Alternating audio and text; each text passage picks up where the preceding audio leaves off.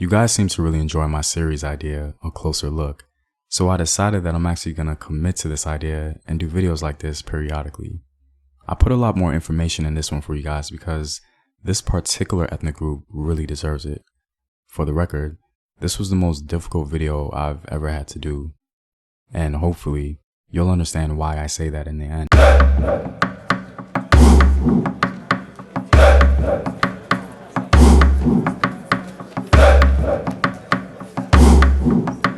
As always, if you want access to sources, courses, exclusive videos, or if you simply want to support the home team, you can do so on patreon.com. The link is in the description box below. The Haratin are an ethnic group in Western Africa, largely found in the area of Mauritania and Morocco. They make about 40% of Mauritania's overall population and are considered its largest ethnic group. Overall, the history of the Haratin is a mixture of controversy, glory, and a lot of pain. I would make the argument that the Haratin are the most socially isolated and oppressed group in all of Western Africa, if not Africa itself. In order to truly grasp and understand the oral history of the Haratin, we first have to understand the context in which they speak. The word Haratin has two origins. The first is from the Arab word Haratin, meaning plowman, and the second is based on the Berber word Haratin, referring to dark skin. The identity of the Haratin has always for the most part been juxtaposed to the existence of the Arab Berber population in Mauritania. The Haratin began to exist due to slave raids and slave trading of African ethnic groups locally and further south. These ethnic groups consisted of the Fulani, Soninka, Bambara, Wolof, and others. Over time, through the consistent slave trading and collection of the enslaved Africans, a distinct African ethnic group began to emerge, now called the Haratin. Thus today, the Haratin are a combination of the before-mentioned African ethnic groups. Due to the legacy of slavery in that part of Africa, many of them have varying levels of Arab-Berber ancestry. Ironically, the history of the Haratin is very similar to the history of African Americans. One of the few exceptions is that one group of Africans were oppressed in America amongst Europeans, and the other oppressed in Africa amongst Arab-Berber populations. Over time, the Haratin began to speak Arabic and adopt nearly in totality the culture of the people who enslaved them. So it's in this context that we must understand the oral history of the Haratin. Their oral history goes as follows. The Haratin claim that they were the valley's first inhabitants and say that the whites, originally nomads, came later to abuse their hospitality and treat them as slaves.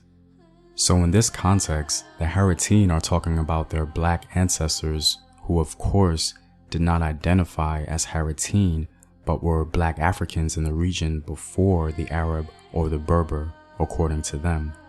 In Mauritanian society, to some degree, there is this white and black dichotomy in which the Arab and Berber culture is seen as white, usually no matter the phenotype, and thus those who don't accommodate this culture is pretty much viewed as other or even black. This is not the rule all across the board, but it can be somewhat seen as a foundation. Now the question inevitably becomes, when did the Haratin identity begin to take form?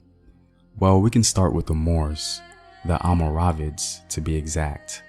Ironically, the Haratin are also frequently called the Black Moors, and there's a reason for that. So please bear with me as I try to explain the origin of the Haratin. Sometime around 1020, a Berber ruler of Adugas converted to Islam. Adugas was a city located in the ancient empire of Wagadu of the Soninka people. Yahya, the successor of this Berber ruler of Adugas, made a pilgrimage to Mecca and met the Islamic cleric Ibn Yasin. Yahya invited the cleric to return to Africa with him to evangelize amongst the Berbers, and this failed miserably. The Berbers exiled Ibn Yasin, who was forced to flee to Tekrur. Now Tekrur was a city in Senegal, and this city housed many African ethnic groups like the Fulani, Soninka, Wolof, and other Mandate groups. In Tekrur, Ibn Yassin founded his Islamic movement, the Almoravids. Berbers and Tekrur converts flocked to his standard, fired up by both Islam and revenge. The Berbers wanted the independence of Adugas from the non-Islamic rule of the Soninka of Ugadu. They also wanted to Islamicize by force, if necessary, the Berbers of the desert. On the other hand, the Tekrur wanted their independence from Wagadu. This match had been made, and by 1055, the Almoravids wrested Adugas from Soninka rule. Once this glorious union of Muslim Berbers and Muslims from the region of Senegal occurred, it was pretty much a wrap for Spain. This is where the ancestors of the Haratin begin to take form, if you will. This period was no doubt the glory days of the Haratin.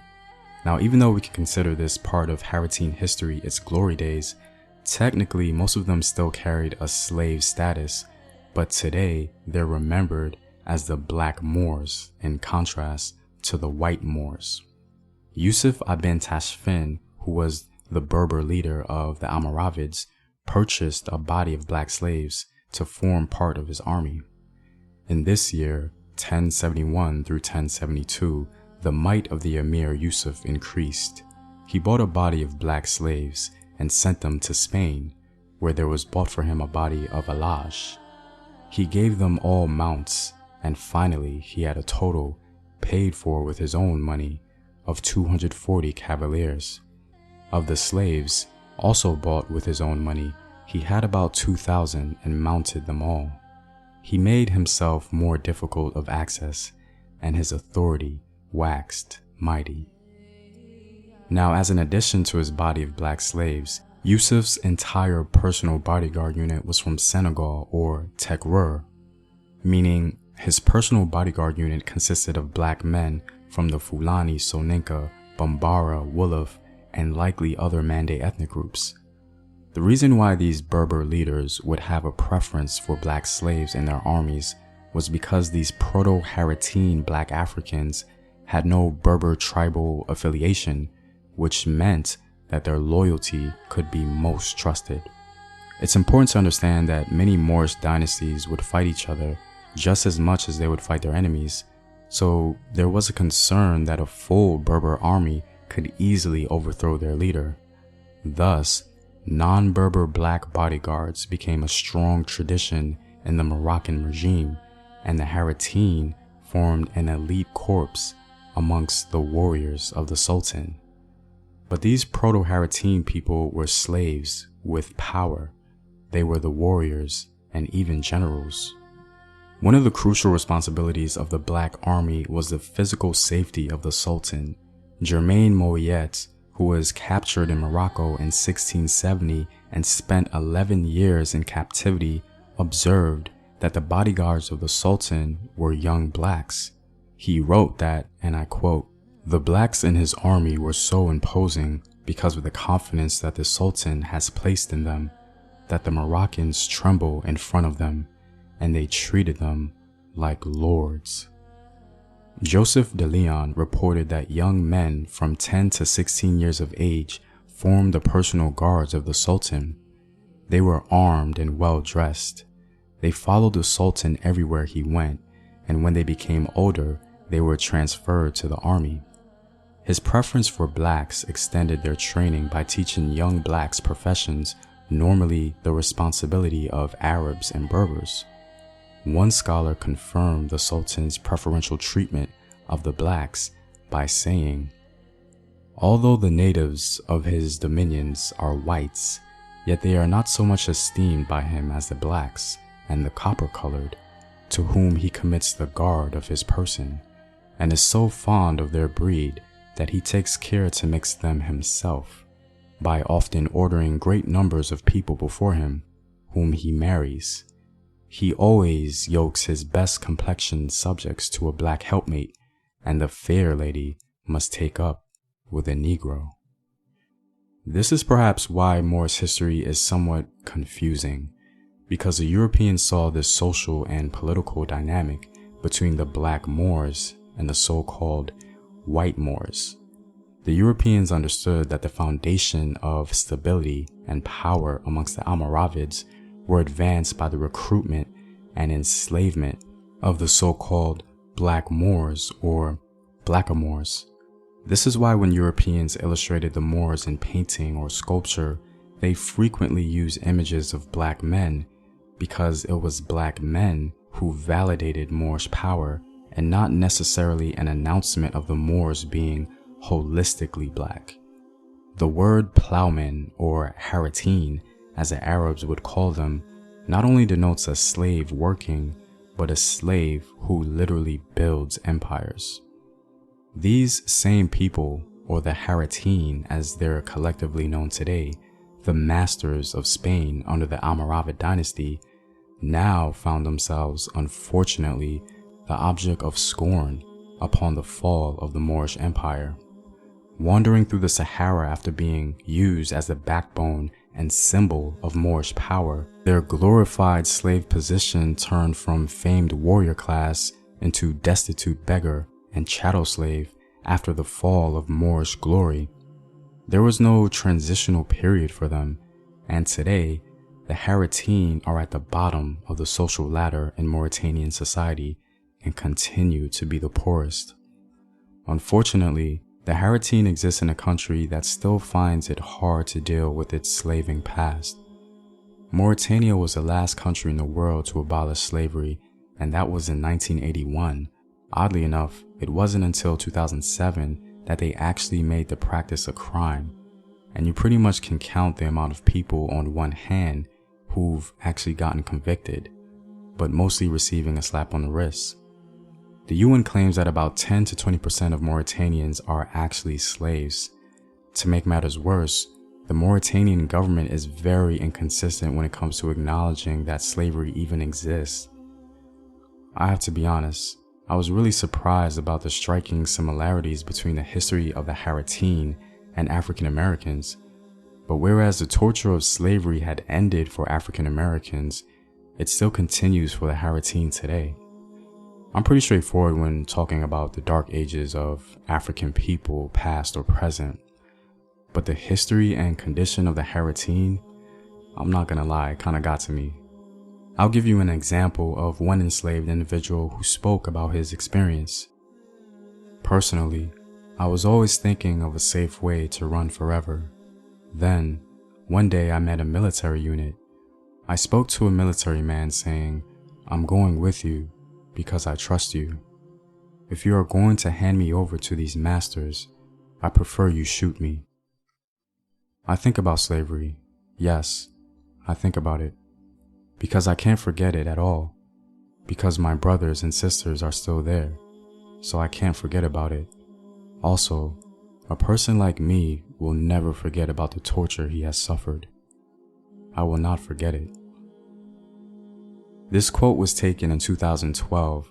The mere fact that he was willing to take a bullet right there and then, rather than return to his master, speaks volumes into the chattel slavery he must have been experiencing. I can't get into everything in this video because 1, it'll be too long, and 2, I simply don't have the heart to read all those horrors. But there are hundreds of recorded stories about the chattel slavery the Haratin are experiencing right now, at this very moment. If you read the stories about the Haratin and how they're actually bought as children, ripped from their families, sold and even passed down through generations, and how Mauritanian government officials are literally being gifted little Haratin girls as presents, I mean, there's just no words. What breaks my heart all the more is that they seem to be so isolated from the rest of the world. There seems to be little to no international protection or outcry. Now, I know I'm kind of ranting right now, but like I said, this really got to me if I'm going to be, open and honest. But ultimately, I did want to highlight a hero within the Haratin community. He's an activist and a champion in my eyes. His name is Baram Da Abiyid, and he's a Haratin man who's simply not afraid to speak up and act for his people. His story and the story of his father is just absolutely incredible. The story of his father is literally no different from reading a slave narrative straight from the 18th century. Honestly, researching the history of the Haratin and learning about the condition that they're in today, I actually had to take several breaks while doing this video because it was just so much. But I'm all out, guys. I really hope this video will help us in the diaspora at the very least to become aware of the Haratin and perhaps even bridge the gap of communication between our two groups. Who knows? It's your boy Home Team. Know thyself. Remember your ancestors. Peace.